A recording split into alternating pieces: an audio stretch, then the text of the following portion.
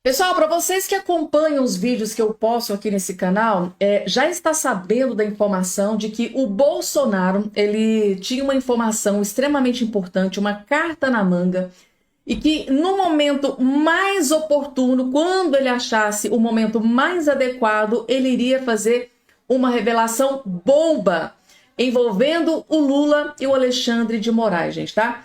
E agora, no finalzinho do ano de 2024,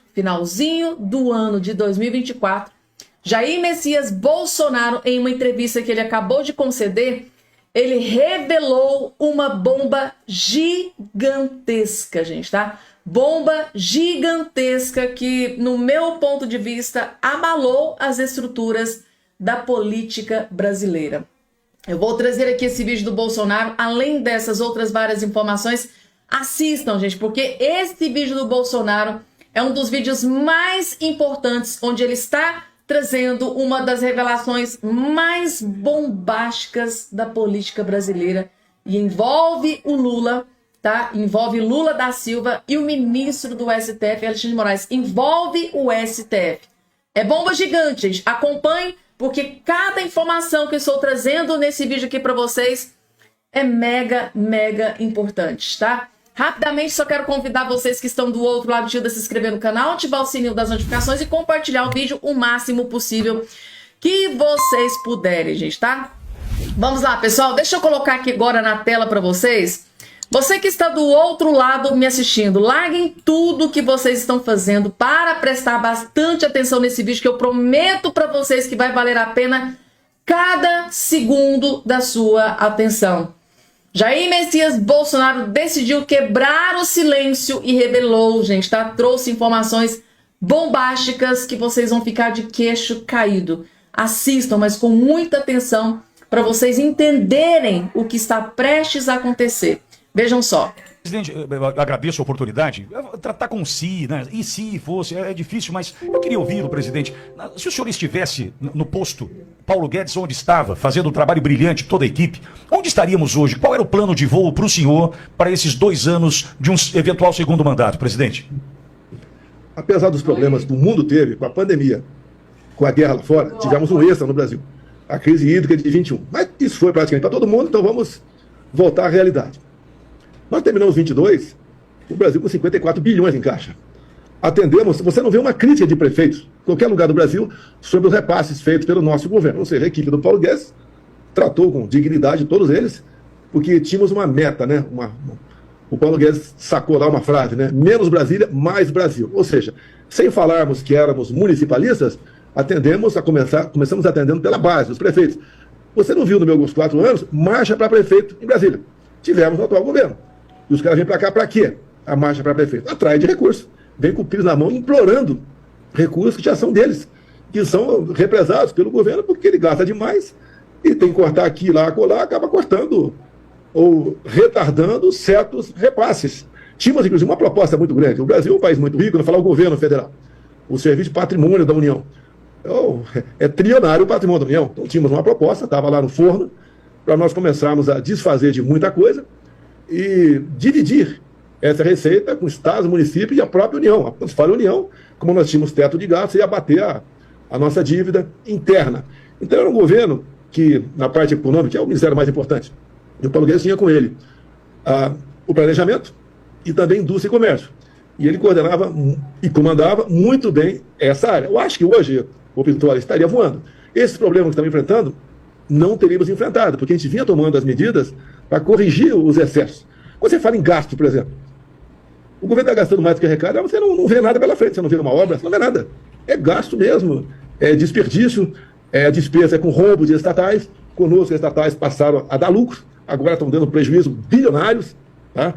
E alguém tem que socorrer. Quem vai ter que socorrer? É o Tesouro.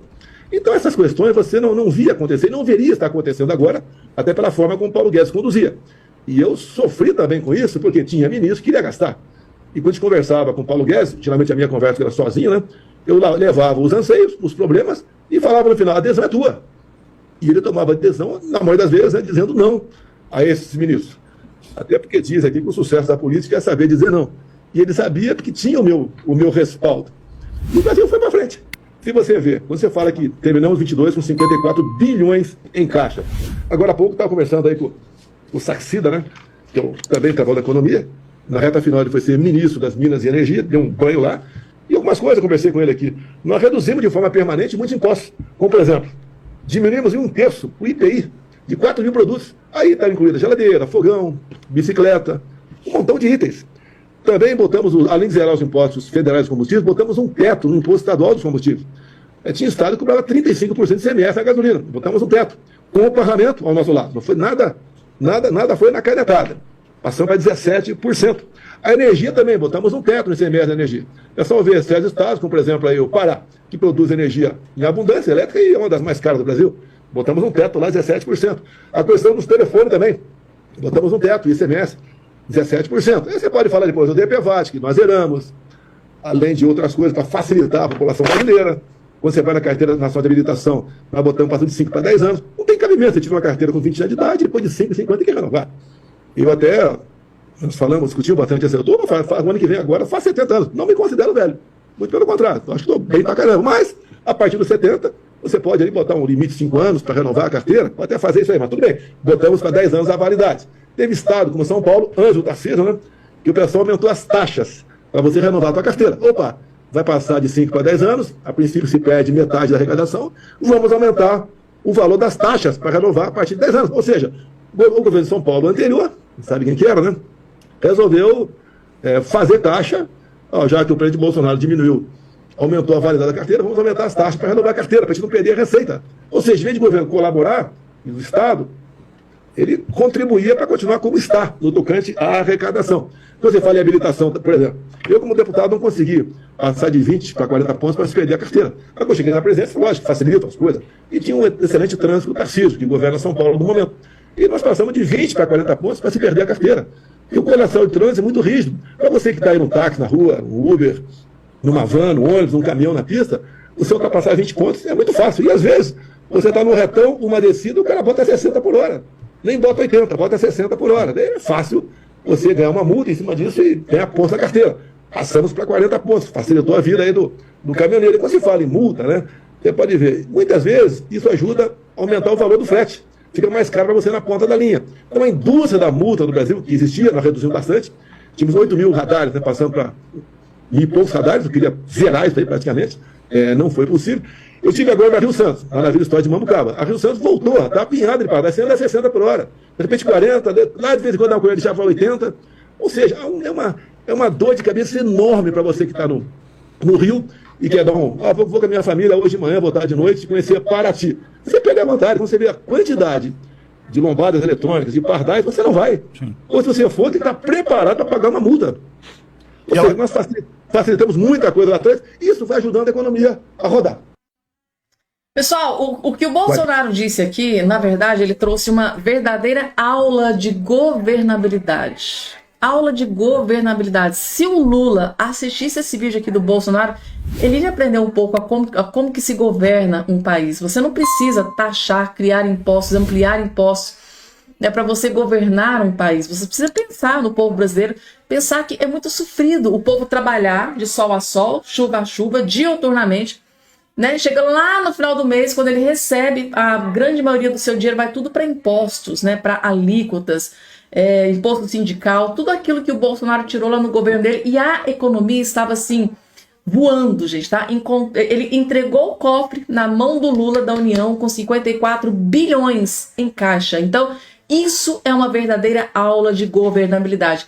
E o que eu acho mais importante é que o Bolsonaro, ele é aquela pessoa humilde e justa, a ponto de dizer, olha, Paulo Guedes, eu não entendo de economia, mas eu estou colocando você, que é um expert no assunto, vai lá e resolve o que tem que resolver.